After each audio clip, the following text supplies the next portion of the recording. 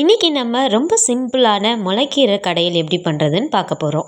சின்ன வெங்காயம், பூண்டு, பச்சை மிளகாய் எடுத்து வச்சுருக்கேன். இதுக்கு நான் சிறுபருப்பு கொஞ்சமும் துவரம்பருப்பு கொஞ்சமும் யூஸ் பண்ண போகிறேன். 1 கப் சிறுபருப்பு எடுத்து மிதமான தீயில் வச்சு வறுத்து எடுத்துக்க போகிறேன். அடுத்தது 1 கப் துவரம்பருப்பு எடுத்து நல்லா வாஷ் பண்ணிவிட்டு எடுத்து வச்சுக்க போகிறேன்.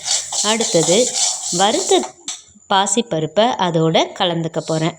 இதிலேயே நம்ம எடுத்து வச்சுருக்க சின்ன வெங்காயம், பூண்டு, பச்சை மிளகா எல்லாத்தையும் சேர்த்து அதில் போட்டுக்கலாம்.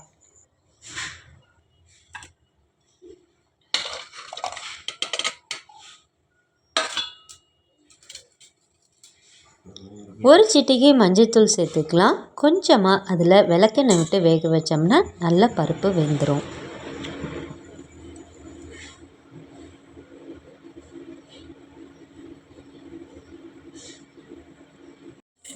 அடுத்தது கீரையை நல்லா பொடியாக கட் பண்ணிவிட்டு நம்ம அதுலேயே சேர்த்துக்க போகிறோம். இப்போ கீரையை இதில் சேர்த்துடலாம். சேர்த்ததுக்கப்புறம் மூடி வச்சு ஒரு 4 விசில் விட்டு எடுத்துக்கலாம்.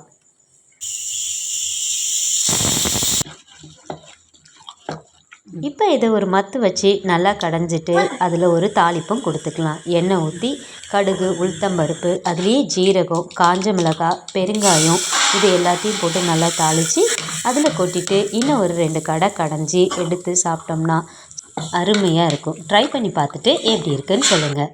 தேங்க்யூ.